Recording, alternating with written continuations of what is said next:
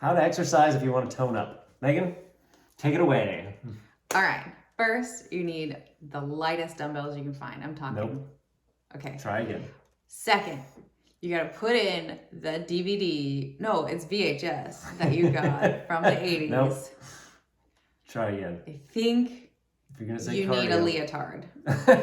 That might be true. That one I haven't seen. Oh, yeah, you like that one? The research on. I have to figure that out. No. All right. So that is what we're going to talk about, is how to tone up, and specifically through exercise. We'll talk a little bit about your diet too, because that is a component of it. But mostly this is, like, if you're not sure what to do in the gym and for toning up specifically, this is going to touch on the main points of what to do with that. Because, to be honest, the stuff that you're talking about and all the popular things, the things that really have been popular for a long time, are not effective. So Science. it's science. It's science. Yeah. Yeah, it's science. There's always science to back up something. But no, actually, this will tell you what the current science is, which has really been established for a while now. So that is actually exactly what we're going to do. I'm going to go over this blog and we're going to read through it, but we're going to get it more into the details. If you would rather just read it, let us know and we'll send you the link.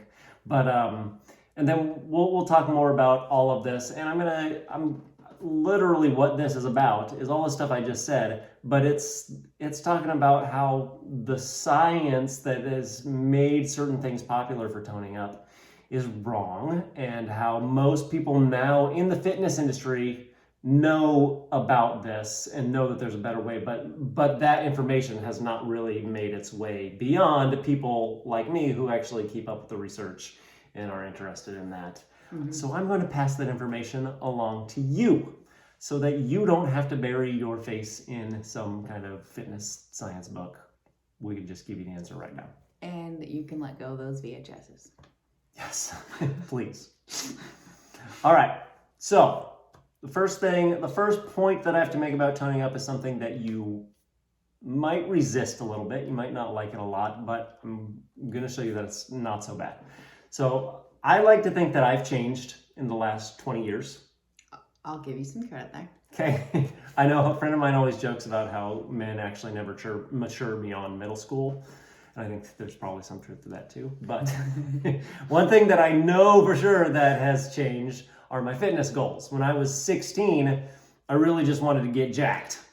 That was, not every guy starts there, but a lot of guys do. It's not uncommon anyway. It's more common for a guy to feel that way than it is for a woman to ever feel that way.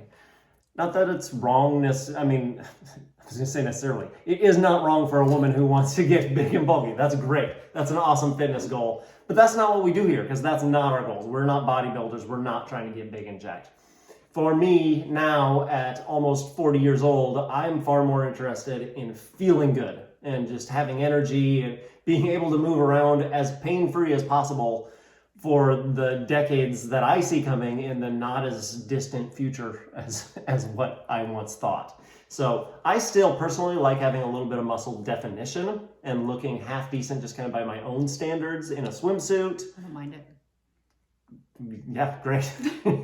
But I absolutely have no desire to be a giant bodybuilder. In fact, there are people sometimes who leave comments on our videos that are like, oh, I'm bigger than him. I'm like, I don't care. Good for you. I really don't care.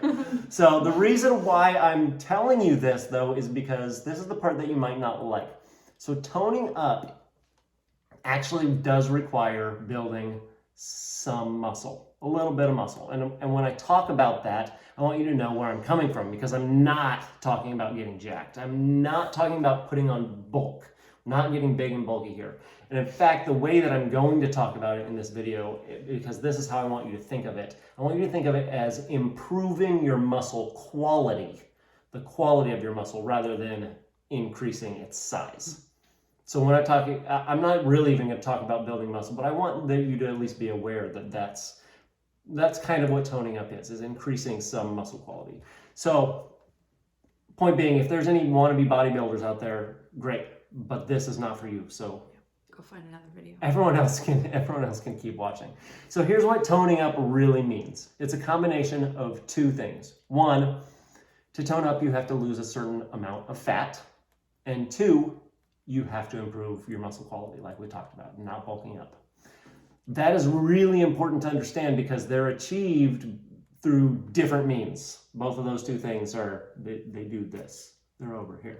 My kids love that trick. They can be conflicting things to work on that.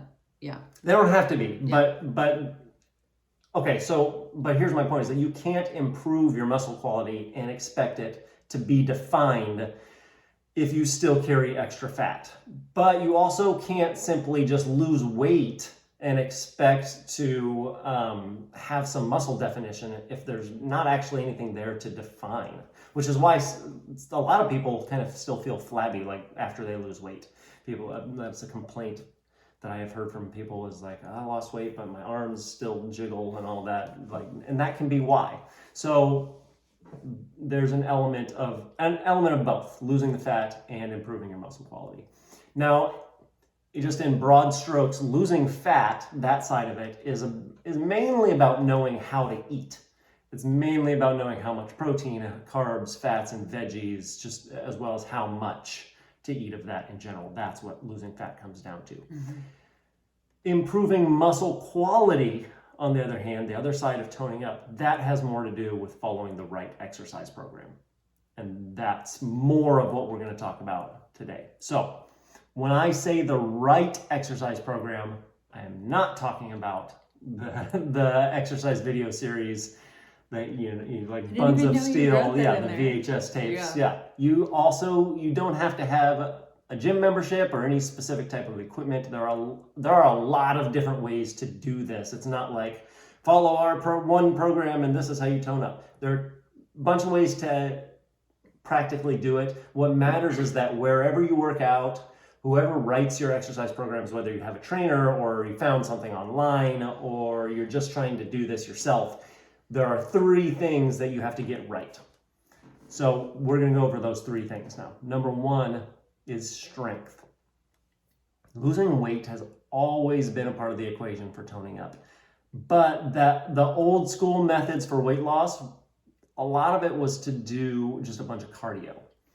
And now cardio has lots of health benefits, so it's great. It can play a little bit of a role in weight loss, but if you do it too much, you'll be less likely to lose excess fat, and you'll be more likely to lose some healthy muscle tissue, which is the exact opposite combination of what we're trying to achieve by toning up. More flab, less toning. Yes. So we now know that strength training is a more effective form of exercise for weight loss and obviously for improving muscle quality too, which is why we have our clients prioritize a minimum of 2 strength-based workouts per week. Sometimes I recommend more than doing that, but for toning up, I'd say that's a good starting point is 2 workouts. More isn't necessarily better. So I'm not trying to hook you in and say, all you gotta do is 2 workouts. And then if you work with us, then I'm like, okay, but really we need to do 5.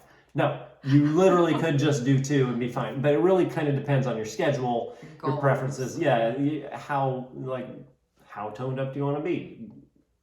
So all of that. But do you have anyone work out 6 to 7 days out of the week? No. Okay.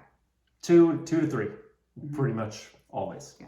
So strength, that's the first component, is that when you are exercising to tone up, you need to focus on strength, a strength-based workout program. That should be the foundation of what you're doing, not cardio, not anything else. Not that anything else is bad, but that needs to be the foundation. That needs to be a priority. Yeah. The second aspect then for how to exercise for toning up is your intensity, which I'm going to get into here. So another example of where old school methods go wrong is with lightweight and high reps, like you mentioned at the very beginning, because that's a common thing. Yeah. Like use the little pink dumbbells and just do a whole bunch of stuff, and that's going to tone up your muscles magically because of science.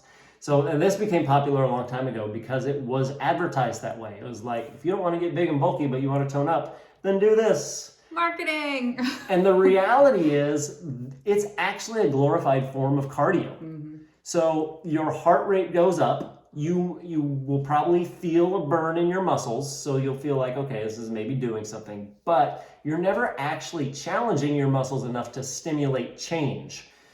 Just as an example of how you can view this, think about like if you were to walk all day long, your legs would probably get sore and tired, but you're not going to have thighs like The Rock, like Dwayne Johnson. Like he doesn't get his muscles by going for a walk. So that's a very comparable, like that's a good comparison of thinking like doing this a whole bunch of times is similar to going for a walk. Yeah, it'll wear out your muscles a little bit, but it's not actually going to cause them to change and tone up. I take my biceps for a walk. So rather than worrying over exactly how much weight to use or how many reps to perform on any given exercise, not that those things don't matter, but it matters less than what a lot of people think. What's more important is to focus, like I said, is on intensity. That second thing that we're talking about here. So specifically, what I mean is appropriately challenging yourself regardless of the number of reps you're doing. So for example, it's okay to stop at 10 squats. You do a set of 10. If you feel like I probably only would have been able to do 11 or 12 anyway.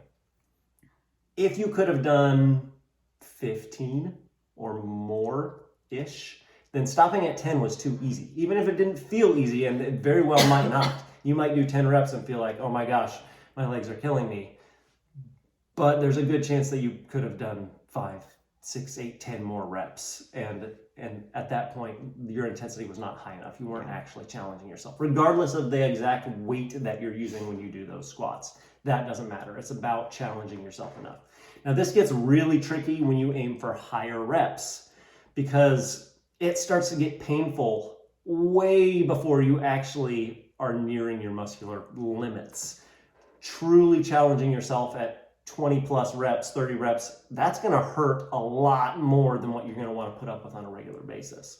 So the vast majority of my exercises fall within like 6 to 20 reps. It's not a rule, just in general. Sometimes I do more, sometimes I do less, but that's where most of them fall. And that's because if you're doing more than that, you're going to feel like, oh my gosh, this is killing me. And you probably are going to actually be able to do a lot more. It would just hurt a lot more to also keep going. So again, it's not that the number of reps is all that important. It just tends to be that like anywhere from 6 to 20 rep range, that tends to be the most practical range to use in most contexts, and making sure that you're actually using enough weight to challenge yourself in that rep range.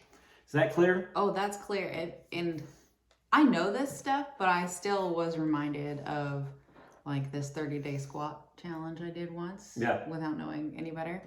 And like that was literally painful because you like go up to an insane amount of squats, and I never finished it because it was too hard and it hurt.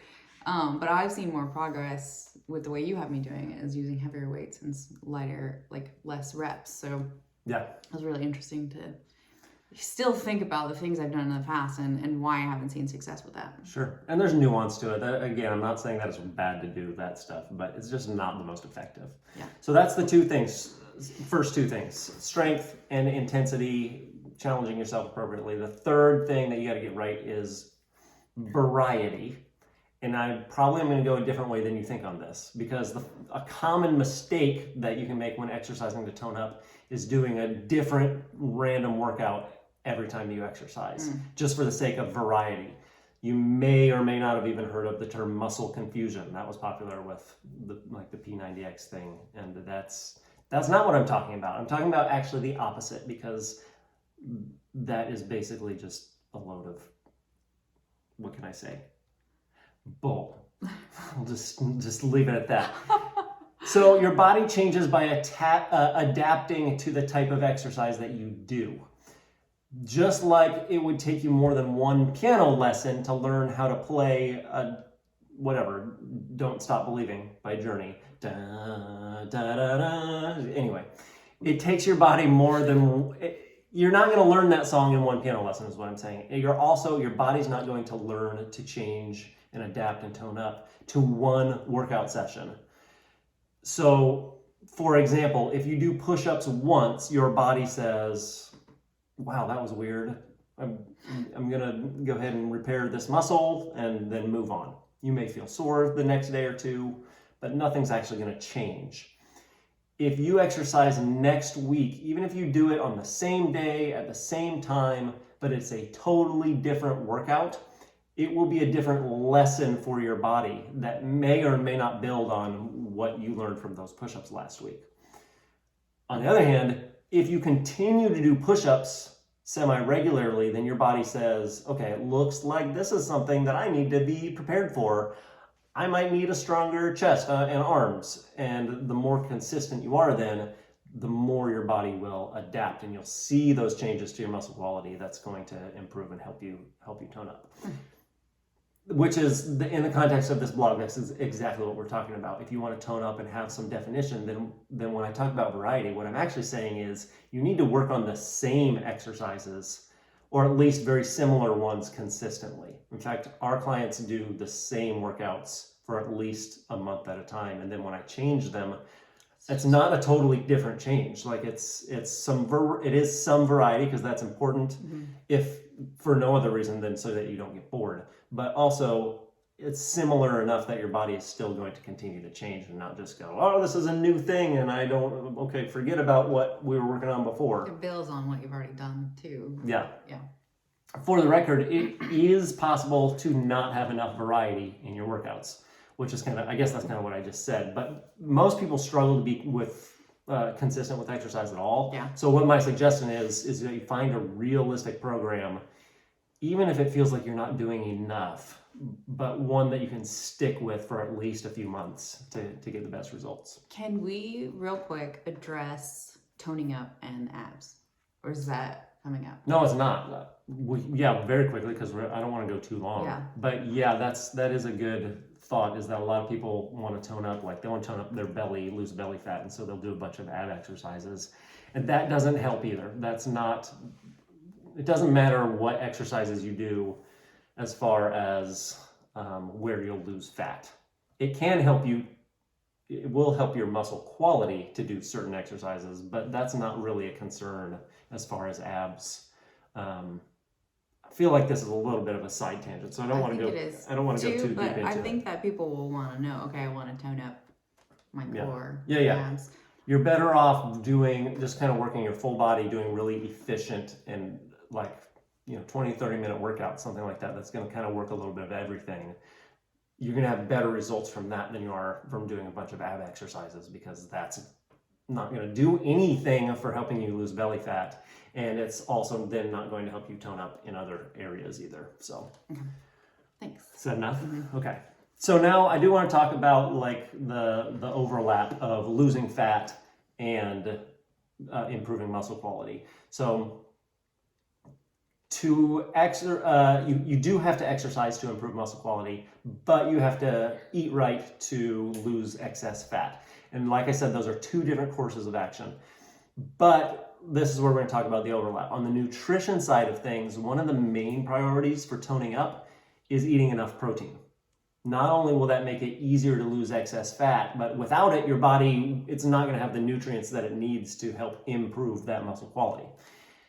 And even if you think that you already have plenty of really high quality muscle, some people feel like, oh no, I've got more muscle than what I want. I don't want to be big and bulky. Even if that's the case, protein is going to help you from losing it, which is important whether you think you care about it or not. It would make it really difficult to actually see definition later on if you're losing muscle. And it's also really unhealthy. It's going to make you much more likely to gain fat again later. So it also helps you with the aging process and a lot of the things that change during the aging process, menopause and the bone loss and all that. Yep. We have specific guidelines on how much protein you should eat in another blog that we've done. So let us know if you want that. I'm not going to get into it. I just wanted to mention it because it's an important part of toning up. Yeah. As far as losing excess fat, nutrition is definitely the most important, but I also want to mention the overlap here because exercise still plays a role in that too. So following the three things that I mentioned, the strength, the intensity, and variety, that's going to help you manage your hunger better while you're in a calorie deficit. It's also going to teach your body to prioritize fat loss so that you finally can get that toned up look that you want as your weight goes down. So as you can see, they're both important. It's not one or the other. You do have to do a little bit of both. The real question is, where are you going to find an exercise program that will most effectively put these principles into action? And once you have that program, are you confident enough in your nutrition skills that you're going to be able to complement your workouts with the foods that you eat? Because even the best exercise program in the world is not going to help you tone up if your diet's off. Yeah. Or would it just be easier if you had someone who could put all of it together for you, tell you what to do based off of your individual needs and preferences? Goals, lifestyle. Because if that's the case, that's what we do. And we would love to help you with your diet and your exercise and give you a plan that stays away from any extreme so you can actually still live a normal life and get really great results. Feel better while you're doing it. So if that's what you want, let us know, send us a message, apply for our coaching, we can talk. But otherwise, I think that's it for today. Hopefully that helped. Let us know if you have any questions. Anything you wanted to add? No. All right, then we'll see you next time. Bye.